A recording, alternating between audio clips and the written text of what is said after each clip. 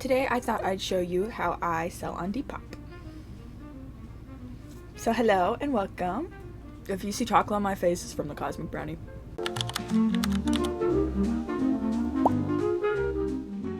When posting on Depop, there are a couple things that you should know. Marketing your item is the main priority because if you don't market, then no one's gonna see it. Does that make sense? When I say marketing, I mean the first thing that a customer sees when they click on your post. Having good lighting and a clear background puts more focus on your item, so avoiding busy patterns and dull lighting will help buyers know what they're looking at.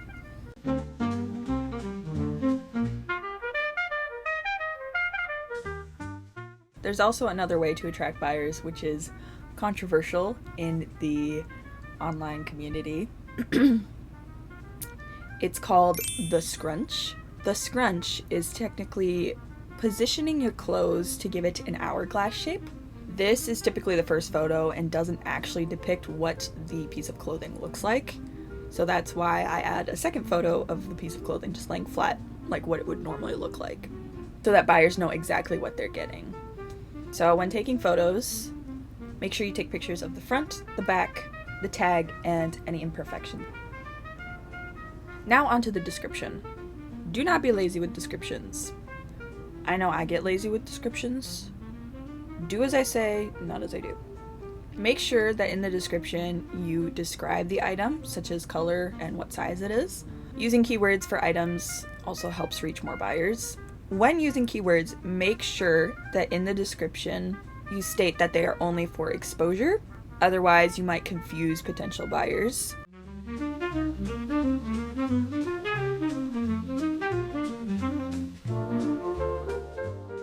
When pricing your items, you want to make sure that your item is priced properly. If you price it too high, you're more likely not to get a sale, and if you price it too low, you lose out on money.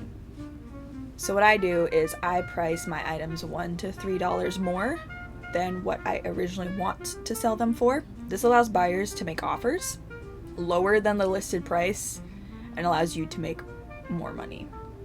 Depop is currently fee-free, however, there is still a processing fee.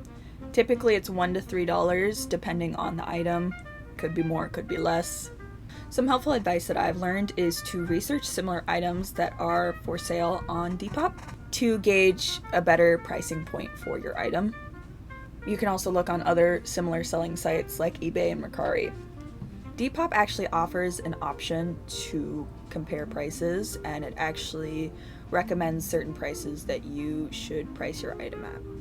So if you're lazy like me and don't want to research your items sometimes, then there's that. It's just maybe less accurate and you may be less likely to make more money on your item. Do not get discouraged if you don't have like 1 million likes right away. They'll come, it just takes a while for the algorithm to pick up on your listing and show items to customers. So what do you do when you sell an item? So you have two options when creating a label to ship to your buyer. First option is to create your own shipping label. This can be costly as it depends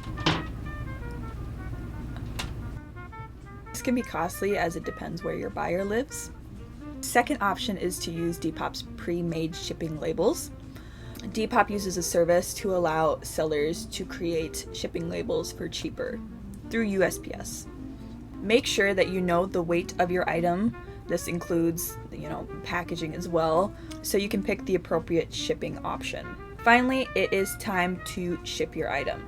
Now that you have a label, I've noticed that Depop sellers and buyers don't typically care what package their item comes in, as long as it arrives in good condition and safely. I've seen people use Trader Joe's paper bags to ship items, so I always state I use recycled packaging just so people are aware. Now there are two options to dropping off your item. The first option is the safest and ensures that you know the package has gone through the system.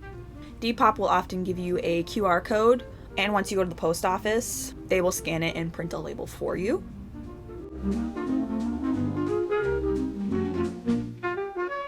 The second option is that Depop will send you a shipping label. Now you can print this yourself and drop it off at one of the UPS location mailboxes. This is the easier option, as you don't have to get out of your car and talk to people and like go inside, you know. But there is no insurance that you actually did drop your item off, so in case the post office loses it, you will be held responsible. This actually happened to me once. I dropped off an item at a mailbox and it never reached the buyer, and I got a 1-star rating because they said I never shipped the item. I did ship the item. It was like, I made like $2. But yeah, they weren't happy, and I tried messaging them and I ended up getting blocked. It was like a whole ordeal. I still have the 1-star review on my page. It is what it is. But yeah, the first option always ensures that you did drop off your item, because you will be given a receipt that, yep, it's scanned in and I brought it there and it's out of my hands. The more you share what you're selling on different platforms, the more likely you are to sell an item. So Instagram, Facebook, TikTok, any social media is good exposure for your item that you're selling. To entice buyers to buy more from your shop, you can add a bundle deal. I believe there's 4 options for bundling Depop allows. There's like buy 2 items, get 10% off, 20% off, free shipping, and then like something else as well. I'm not exactly sure because I don't do that. So that's just some helpful Depop tips that I use.